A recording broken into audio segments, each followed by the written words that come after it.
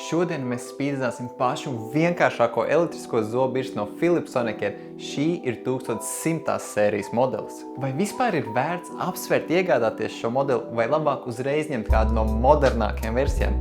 Noskaidrosim.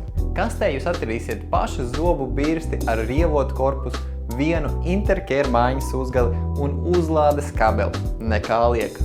Bet šis ir pirmais modelis, ko esmu testējis no Philips Sonicare, kurš neizmanto to pašu uzlādes staciju, ko citu modeļu.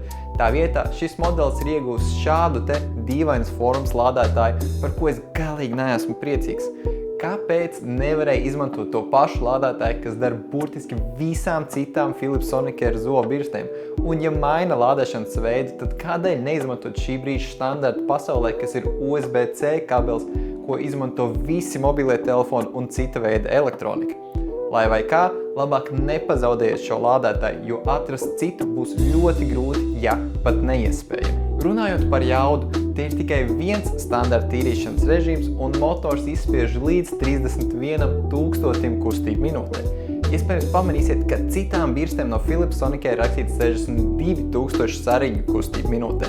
Tas ir viens un tas pats. Citā video esmu izskaidrojis, kādēļ Philips visu laiku maina veidu, kā tiek uzskaitītas kustības.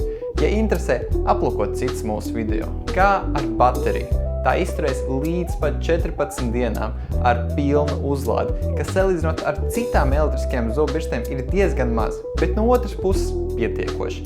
2 reizes mēnesī uzlādēt birsti galīgi nav traki. Kā ar skaņu? Paklausīsimies! Tā strādā pie aptuveni 47 decibeliem.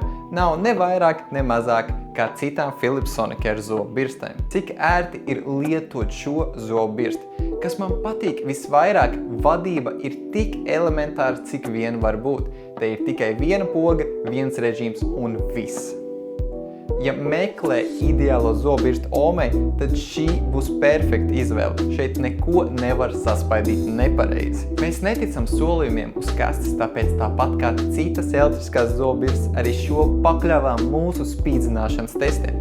Pirmo veicām triecienu testu, kur laikā metām birsti no aptuveni 1 metra augstuma pret grīdu 3 dažādās pozīcijās, lai pārbaudītu, vai tā spēj izturēt nejaušu izkrišanu no rokām.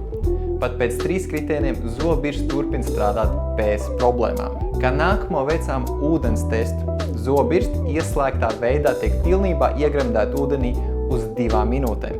Arī šeit nav nekādu pārsteigumu. Zobu birstes darbību tas nekādi neietekmēja. Un kā pēdējo veicām pašu svarīgāko – zoba aplikuma testu.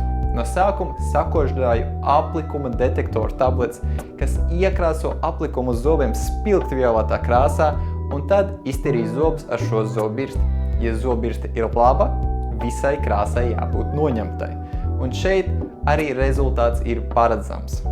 Teicam notīrīt zobi, kā tas jau ir ar pilnīgi visām citām Philips Sonicare zobu birstēm. Kā šī birste izskatās uz citu modeļu fonu?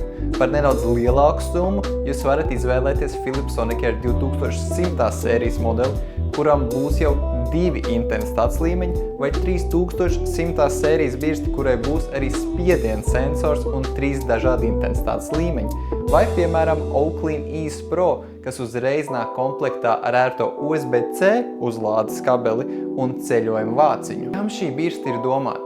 Tā kā nekas vienkāršāks tehnoloģijas nav izdomāts, šī ir izcila izvēle, ja meklē vienkāršu bāzes aparātu sev vai pat grib uzdāvināt to savai omei. Ir tikai viena poga, lai ieslēgtu un izslēgtu birsti un viss. Ja vēlies iegādāties šo birsti, atradīs to mūsu interneta veikalā. Visi produkti jau atrodas pie mums, tas nozīmē, ka varat tos saņemt uzreiz, ierodoties pie mums vai ar piegādes pakomātu jau nākamajā darba dienā.